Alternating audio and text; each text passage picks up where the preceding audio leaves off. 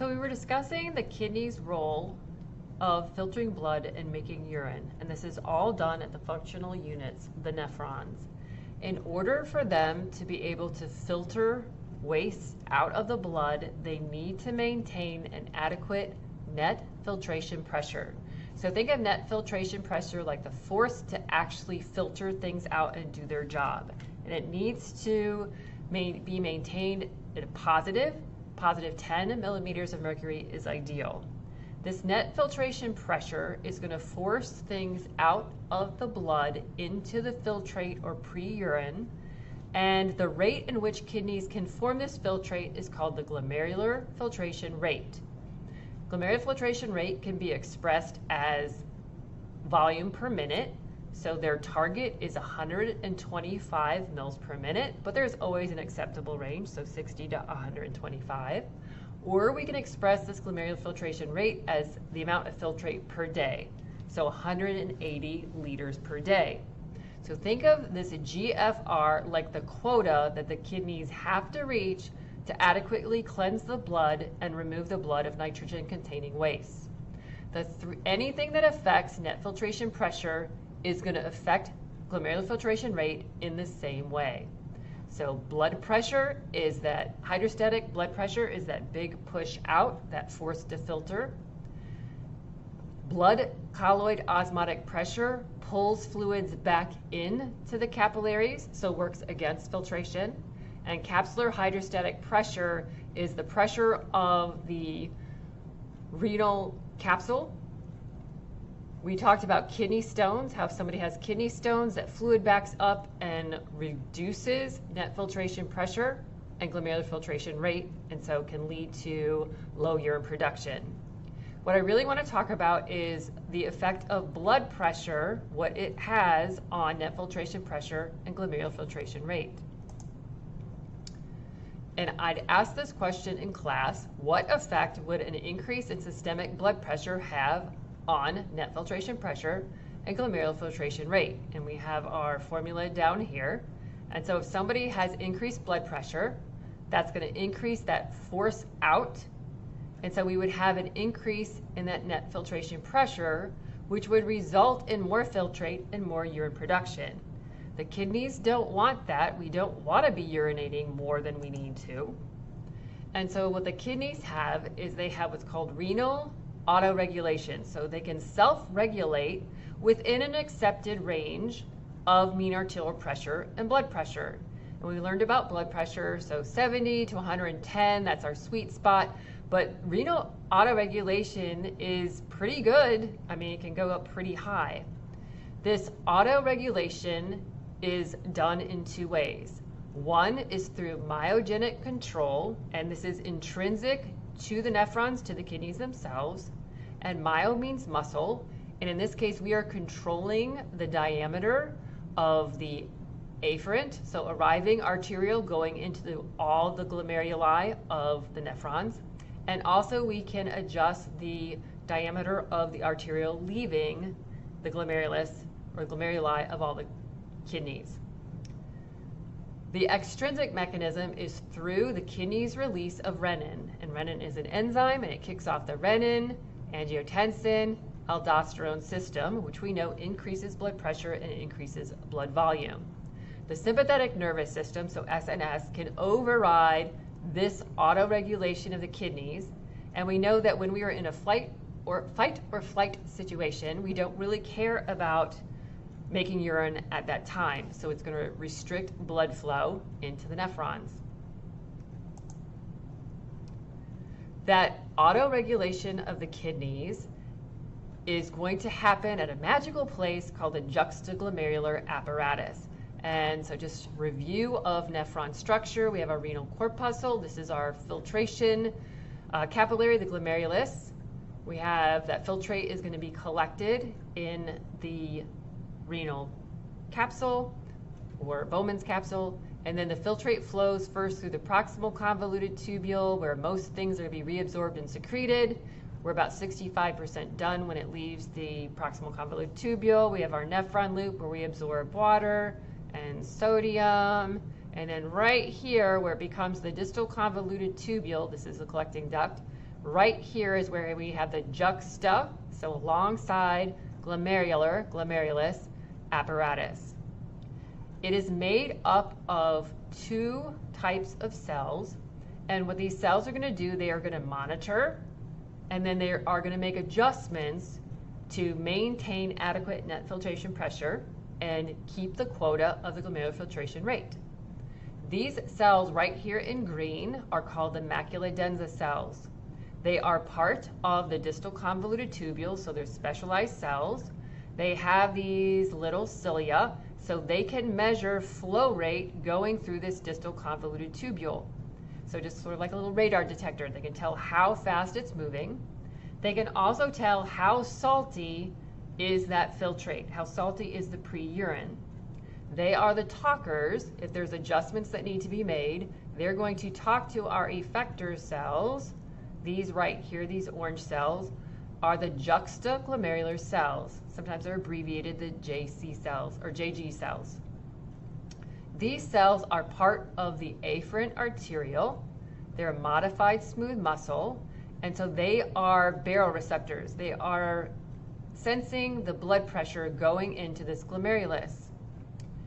If the blood pressure is high, they can protect our filtration membrane by constricting, so not allowing as much blood into this glomerulus.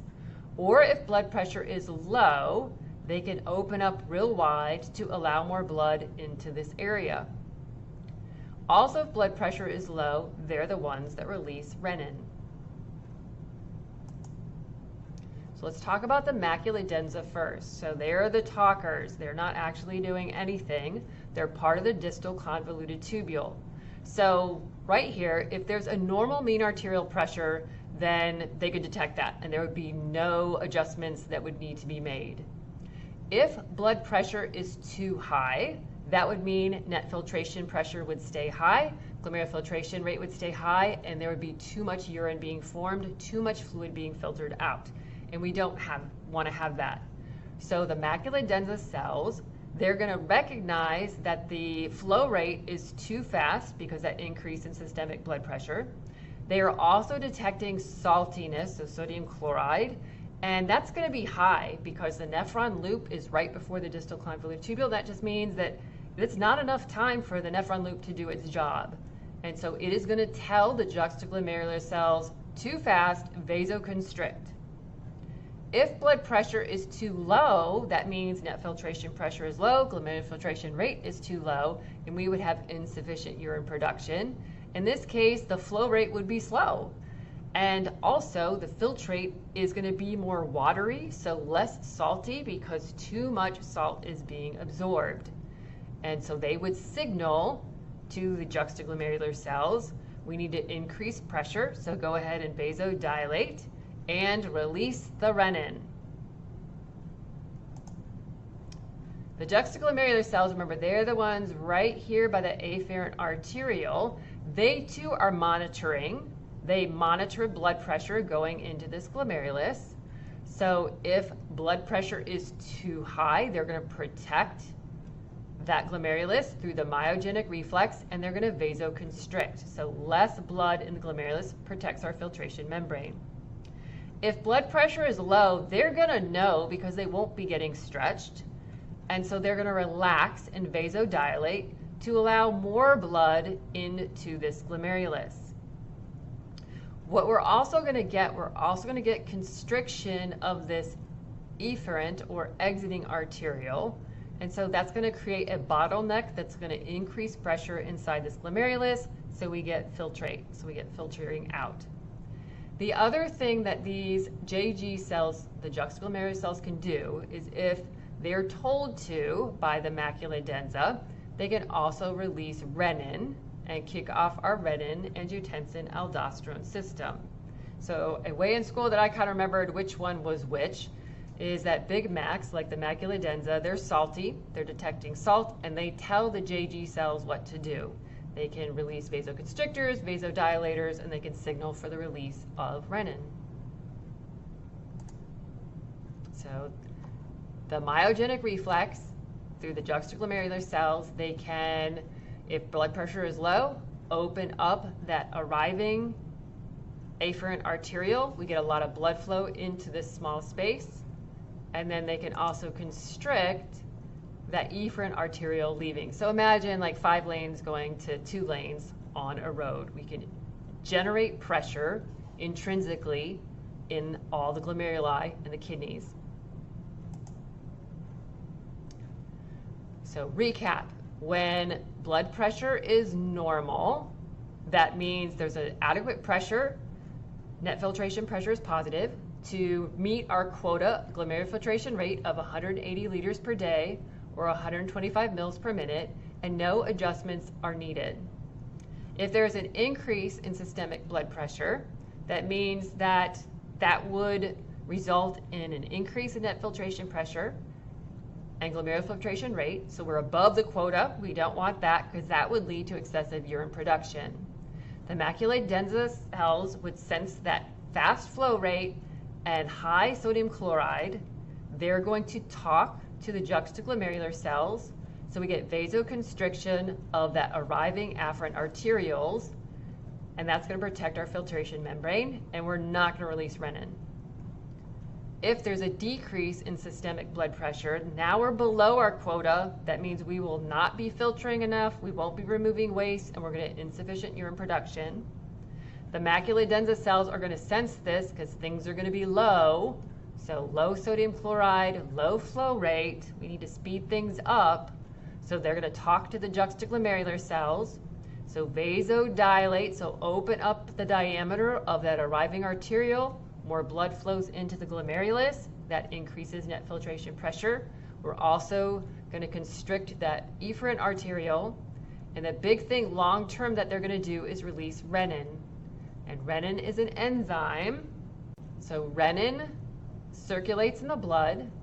It is going to act on angiotensinogen, which is a liver protein. We're going to get angiotensin 1. When angiotensin 1, when that blood goes through the pulmonary circulation in the lungs, there's angiotensin converting enzyme, which will convert angiotensin 1 to angiotensin 2. So angio means vessel, tension means constriction. We're going to get widespread vasoconstriction, which raises systemic blood pressure. Angiotensin 2 also stimulates the adrenal cortex to release aldosterone. Aldosterone's target is the kidneys, the nephrons, and so we're going to get reabsorption, so tubular reabsorption of sodium, and we know that water follows sodium, so increased blood volume, increased blood pressure. We also will get a release of antidiuretic hormone from that posterior pituitary, which is going to increase water reabsorption in the collecting ducts. And so all of these mechanisms, so renin, angiotensin, aldosterone, antidiuretic hormone, increase blood volume and increase blood pressure, which solves the kidney's problem of inadequate net filtration pressure, and they can't meet their glomerular filtration rate. To understand myogenic control, let's watch this video. Let's use this graph to describe the myogenic reflex, where we plot plasma flow as a function of blood pressure. Now, without the myogenic reflex, plasma flow would exponentially increase as a function of blood pressure, as shown here by the red line. Now, this type of blood flow is not ideal for a host of reasons. First, it could damage capillaries, and second, it would lead to uneven perfusion of the capillary beds. What is needed is a system where the plasma flow is maintained constant over a wide range of blood pressures, like we see here with the blue line. Now, the flat part of the blue line is referred to as the myogenic reflex because as the blood pressure begins to increase, arterioles apply an opposing resistance to maintain plasma flow constant. This ensures even perfusion of capillaries and avoids damaging capillaries.